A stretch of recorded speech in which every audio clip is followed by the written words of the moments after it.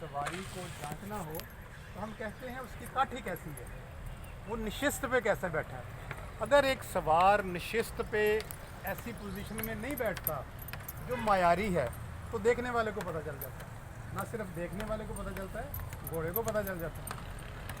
चुनाचे घोड़ा उस सवार के साथ मुख्तलिफ रिस्पॉन्स देता है बनिस्बत उस सवार के जो कि काठी पे सही, जिसको काठी का इस्तेमाल आता है। तो वो काठी क्या है, उसके 3 पॉइंट्स हैं। नंबर 1 रिलैक्सेशन, आपकी रिलैक्सेशन कि आप कितने के रिलैक्स्ड हैं, आपका जिस्म कितना का रिलैक्स है, आपके हाथ रेंज पे किस तरह से किस पोजीशन में है, रेंज कितनी टच, रेंज बिट पे है, बिट कितनी टच कर रही है, घोड़ा ऑन द बिट है, बिट का उससे ताल्लुक ख़त्म नहीं होता, और आप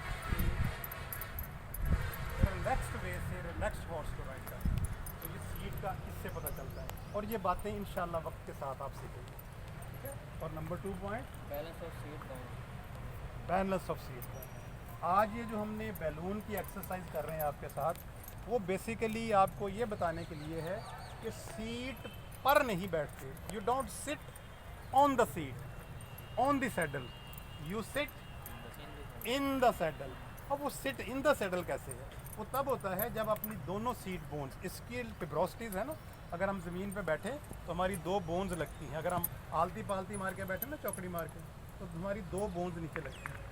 अगर हम वैसे अकड़ के बैठे हैं तो वो बोन्स नीचे नहीं लगती, गोश्त लगता है। जब तक बोन्स उस पर स्टेबल ना हो, काठी पूरी नहीं होती। उसके लिए टांगों की एक शक्ल बनानी पड़ती है, वो भी मैं आपको इस पर हम एक्सरसाइज करेंगे, आप बारी बारी करेंगे और हम देखेंगे कि आपकी वो कैसी स्ट्रेंथ है और कैसी आपकी वो पोजीशन है।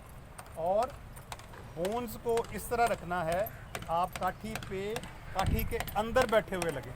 और नेक्स्ट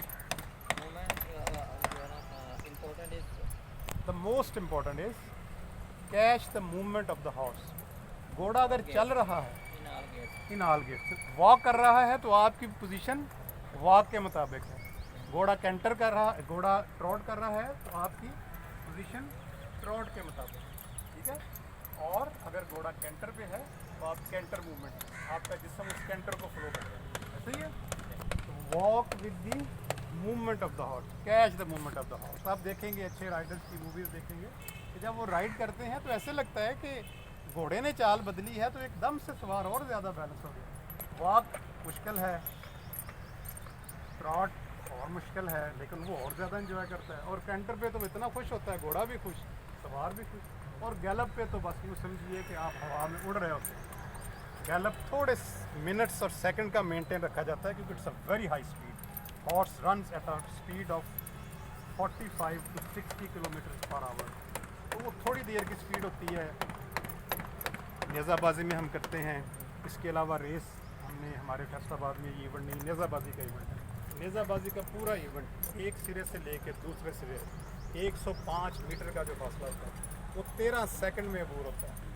12 से 13 सेकंड्स। तो आप इमेजिन कीजिए, अगर आपको मैं कहूँ कि ये जगह आपने 13 सेकंड में पार करनी है तो would you be able to do it? Would be difficult. तो ये उस स्पीड में कर रहा होता है, इसलिए इसको कंट्रोल करना और सब कुछ करना मुश्किल होता है। इंशाल्लाह आप लोग करेंगे। तो ये हमारी छोटी छोटी चीज़ें थी। ओके, आपको ये सारी बातें समझ आ गई? ठीक है। अब 1 बाय 1 जो राइडर्स हैं, आप दोनों नहीं, अभी आप घोड़ा इनको पकड़ा देंगे और आके मुझे